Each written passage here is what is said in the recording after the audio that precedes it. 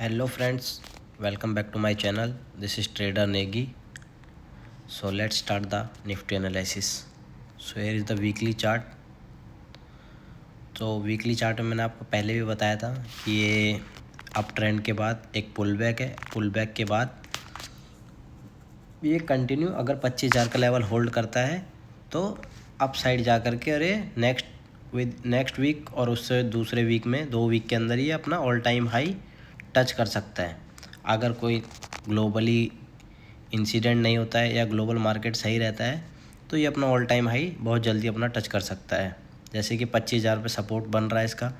और सो weekly chart में भी कुछ हुआ नहीं है तो हम चलते हैं डेली चार्ट के ऊपर। डेली चार्ट में इसको थोड़ा जूम इन करता हूँ। डेली चार्ट में मैंने आपको कल भी बताया था कि अगर यहाँ पर हमको बड़े रेड कैंडल के एक्सपेक्टेशन नहीं है, सो ग्रीन कैंडल की एक्सपेक्टेशन है।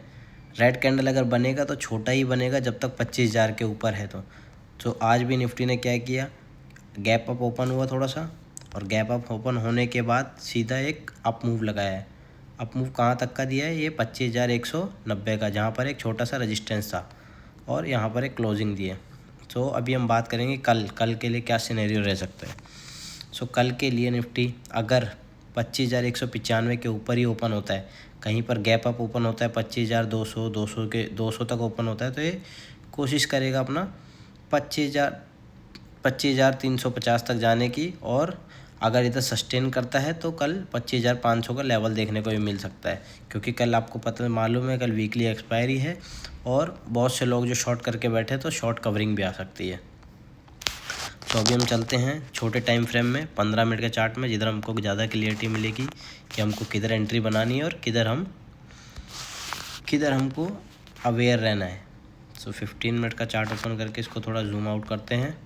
जूम आउट करके मैंने आपको कल बताया था कि अगर निफ्टी 25,068 के ऊपर या 131 के ऊपर निकलने की कोशिश, 123 के ऊपर निकलने की कोशिश करेगा तो एक अप साइड का मूव देखने को मिल सकता है। और निफ्टी ने ठीक वही किया, 25,053 के ऊपर ओपनिंग हुई है और उसके बाद एक अप ट्रेंड में ही रहा है। और अगर आप इसमें चाहो तो 9 और 20 EMA का भी स्ट्रेटजी भी यूज़ कर सकते हो, इसके बारे में आगे आने वाले टाइम में एक वीडियो बनाऊंगा, सो मैं आपको उसमें बताऊंगा। ओके, सो कल के लिए सिनेरियो ये रहेगा कि अगर 25,200 के ऊपर अगर ओपन होता है तो मार्केट कहीं ना कहीं कोशिश करेगा 25,300 तक जाने की। और अगर इधर सस्टेन करेगा, फर्स्ट हाफ में अगर 300 तक जाता है, सस्टेन करता है, तो ये 25,400 का लेवल तक भी छू सकता है।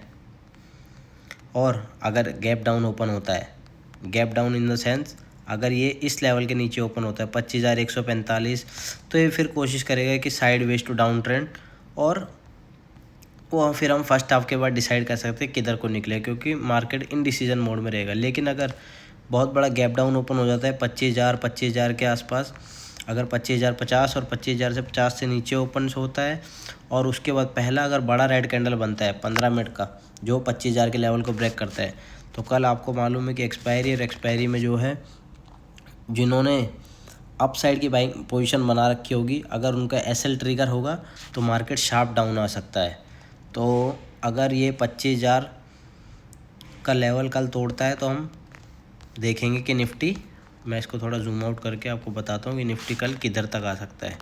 हम डेली चार्ट के हिसाब से देखेंगे। पहले डेली चार्ट में अगर निफ्टी अगर 25,000 का लेवल अगर ब्रेक करता है तो इसका जो पहला सपोर्ट अभी दिख रहा है मेरे को, ये मैं आपको बताता हूँ। जो इसका पहला सपोर्ट मेरे को दिख रहा है वो अच्छा खासा सपोर्ट है, वो 25,871 के आसपास का है।